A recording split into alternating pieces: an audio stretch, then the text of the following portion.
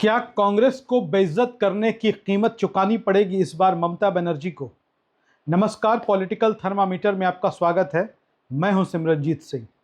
देश के 5 राज्यों में विधानसभा के चुनाव चल रहे हैं और उन 5 राज्यों के विधानसभा चुनावों को लेकर तमाम खबरें, अपडेट्स और विश्लेषण से हम आपको अवगत करा रहे हैं। ममता बनर्जी कभी कांग्रेस की नेता हुआ करती थी। ममता बनर्जी जिन्हें कांग्रेस ने पहचान दी, ममता बनर्जी जिन्हें कांग्रेस ने टिकट दिया, पार्टी का पदाधिकारी बनाया, सांसद बनी और एक ज़माने में वो मनमोहन सिंह की सरकार में मंत्री भी रही। उसके बाद कांग्रेस के साथ मिलकर उन्होंने एक महागठबंधन, जिसे बांग्ला भाषा में महाजोट कहते हैं, उसका निर्माण किया। उसमें कांग्रेस भी थी, तृणमूल कांग्रेस भी थी। हम बात कर रहे हैं 2011 की। और वाम दलों का लंबा शासन चला आ रहा था पश्चिम बंगाल में। और जब महाजोट कांग्रेस और टीएमसी का बना, ममता बनर्जी और कांग्रेस एक साथ आए, तो पश्चिम बंगाल की राजनीति में बड़ा बदलाव हुआ। 35 सालों से चला आ रहा लेफ्ट का शासन खत्म हो गया। कांग्रेस की पीठ पर सवार होकर ममता बनर्जी की पार्टी टीएमसी बंगाल की सत्ता में आ गई। और सत्ता में आने के बाद ममता बनर्जी का जो पहला चेहरा दिखना शुरू हुआ, वो था उनके अहंकार का। ममता बनर्जी ने सबसे पहले कांग्रेस को किनारे कर दिया। ममता बनर्जी केंद्र की सत्ता से भी बाहर हो गई और पश्चिम बंगाल में उन्होंने कांग्रेस को बाहर कर दिया। यूपीए की सरकार थी और यूपीए सरकार 2009 से 14 में ममता बनर्जी वो पहली नेता और पहली पार्टी थी जिन्होंने मनमोहन सिंह की सरकार का माहौल खराब करना शुरू कर दिया कई मुद्दों को लेकर। आज बंगाल की स्थिति है कि बंगाल में कांग्रेस अकेले चुनाव लड़ रही है। बंगाल में कांग्रेस का संगठन शून्य है, इससे यह बात सबको पता है। बंगाल में कांग्रेस के पास खोने के लिए कुछ नहीं है, पाने के लिए बहुत कुछ है, और यही पाने के लिए कांग्रेस लड़ रही है। एक बात को समझिए कि कांग्रेस अगर बंगाल की किसी सीट पर 100 वोट भी लाएगी तो वह ममता बनर्जी की सीट लाएगी। कांग्रेस का शीर्ष नेतृत्व, चाहे वो राष्ट्रीय अध्यक्ष मल्लिकार्जुन खड़गे हों, लोकसभा में प्रतिपक्ष के नेता राहुल गांधी हों, ये लोग चाहते थे कि बंगाल में भी इंडिया गठबंधन एकजुट होकर चुनाव लड़े। तृणमूल कांग्रेस के साथ कांग्रेस का गठजोड़ हो। ममता बनर्जी अहंकार में चूर, उनको लगा बंगाल में उनकी सत्ता को कोई हिला नहीं सकता, फिर कांग्रेस की क्या हैसियत है। उन्होंने कांग्रेस को सिर्फ 2 सीटों का ऑफर दिया। मीडिया रिपोर्ट्स के मुताबिक विधानसभा की 2 सीटें। यह कांग्रेस के लिए भारी बेइज्जती थी।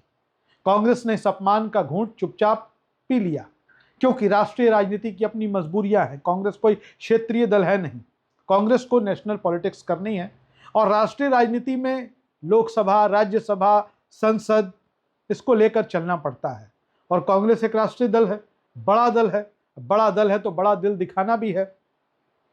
ममता बनर्जी के अहंकार को किनारे रखा कांग्रेस ने, और कांग्रेस ने तमाम सीटों पर अपनी तैयारी शुरू कर दी।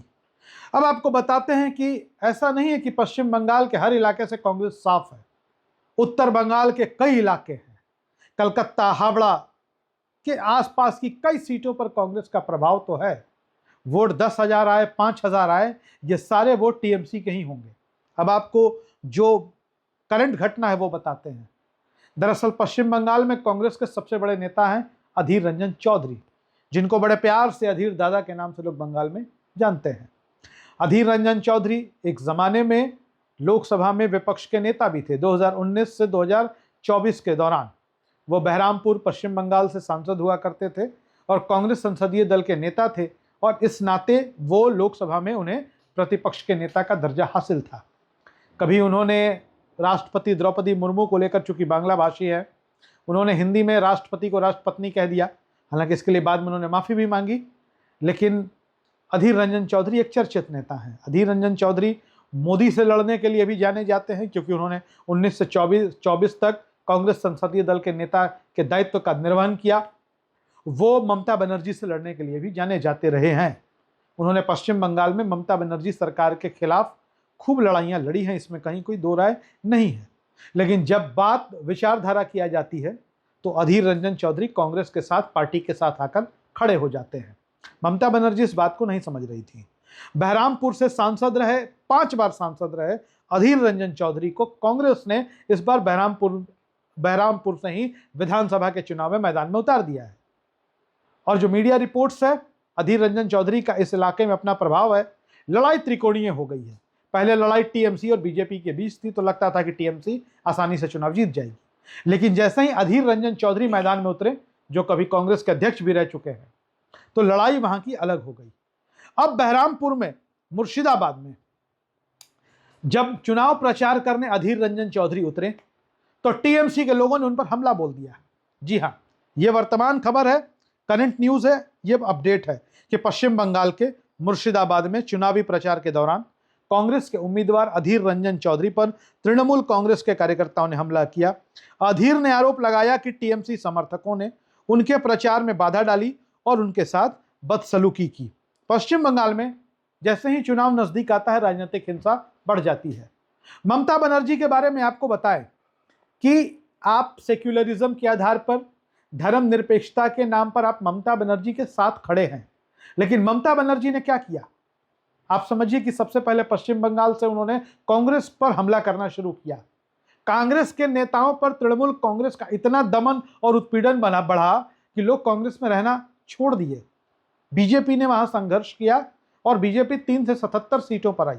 और आप यकीन मानिए, अगर भारतीय जनता पार्टी, हम बड़ी जिम्मेदारी के साथ कह रहे हैं, अगर पश्चिम बंगाल में बीजेपी सरकार बना ले तो कोई बहुत बड़ी बात नहीं होगी। और अगर नहीं भी बना पाती है, अगर ममता बनर्जी सरकार बनाने में किसी तरह हम कह रहे हैं कामयाब हो जाती हैं, तो यह यकीन मान लिए कि उन्होंने अपनी जमीन खो दी है। तृणमूल कांग्रेस की जमीन खिसक चुकी है। अब राजनीतिक लड़ाई, समीकरणों की लड़ाई, स्थानीय समीकरणों के मामले में भले ममता बनर्जी आगे निकल जाएं, लेकिन अब उनकी राजनीति में जो लंबा दौर था, जो स्थायित्व का दौर था, जो यथास्थितिवाद था पश्चिम बंगाल में, वो समाप्त होने वाला है। क्योंकि भाजपा एक तो काफी मजबूत हो चुकी है वहां पर, और दूसरी बात यह है कि पश्चिम बंगाल में तृणमूल कांग्रेस और ममता बनर्जी जबरदस्त सत्ता विरोधी लहर का सामना कर रही हैं, जिससे एंटी इनकम्बेंसी फैक्टर के नाम से हम जानते हैं। तो ममता बनर्जी जब सत्ता में आती हैं, तो केंद्र की सत्ता से समर्थन वापस लेती हैं यूपीए की सरकार से, और पश्चिम बंगाल में कांग्रेस को अपने गठबंधन से अलग कर देती हैं। वही कांग्रेस जिसके पीठ पर सवार होकर टीएमसी सत्ता में आई। उसके बाद वो कांग्रेस के नेताओं को तोड़ना शुरू करती है। बड़े बड़े नेता, मानस रंजन भुइया जैसे नेता, जो प्रदेश अध्यक्ष विधायक दल के नेता जैसे पद पर रहे, उनको तोड़ कर मिलाने लगती हैं। टीएमसी के जो लोग हैं, उनका हमला कांग्रेस के नेताओं पर शुरू हो जाता है। यह सच्चाई है, इसे जानना चाहिए। वो कहते हैं ना कि कबूतर अपनी आंखें बंद कर ले, तो इसका मतलब यह नहीं कि खतरा टल गया। आंखें बंद नहीं करनी चाहिए, आंखें खोलकर सब कुछ देखना चाहिए। कांग्रेस के बड़े नेता हैं अधीर रंजन चौधरी। लोकतंत्र में सबका अधिकार है चुनाव लड़ने का। आप उन पर हमला कर देंगे, यह ऐसा नहीं होता है। और आज ममता बनर्जी जिस स्थिति में पहुंच गई हैं, उसके लिए वो खुद जिम्मेदार हैं। उन्होंने विपक्ष को समाप्त किया, जानबूझकर उन्होंने मनपसंद विपक्ष का चयन किया। जैसे भारतीय जनता पार्टी सत्ता में है, उनका पसंदीदा विपक्ष कौन है? एआईएमआईएम, ओवैसी उनके पसंदीदा विपक्ष है। वो ऐसा ही बातें बोलते हैं जो बीजेपी को सूट करती है। तो ममता बनर्जी ने अपनी सत्ता में रहते, अपनी सरकार के दौरान वैसे मुद्दों का चयन किया, उस स्टाइल में राजनीति की कि सीपीआईएम और कांग्रेस का वजूद समाप्त हो जाए और भारतीय जनता पार्टी उनके सामने आ जाए। जब सामने भारतीय जनता पार्टी होगी तो बीजेपी का भय दिखाकर वो वोट ले लेंगे। लेकिन कितने दिन उनको लगा था कि बीजेपी सामने होगी तो 35% जो मुस्लिम मतदाता है बंगाल का, वो उनके साथ खड़ा हो जाएगा। संभव है कि बीजेपी के रहते 35% मुस्लिम आबादी उनके साथ खड़े हो जाए, लेकिन जो 65% लोग हैं, वो 65% मतदाता अगर एक जगह हो गए, उसका क्या होगा? आज अगर कांग्रेस अकेले लड़ रही है, सीपीआईएम अकेले लड़ रही है, तो ममता बनर्जी को लगता है कि इसका उनको फायदा हो जाएगा। जो सत्ता विरोधी वोट है वो बीजेपी, कांग्रेस, सीपीआईएम में बंट जाएगा। लेकिन राजनीति में हर गणित एक जैसा नहीं होता। 1 और 1 2 नहीं होता। राजनीति में 1 और 1 11 भी होता है।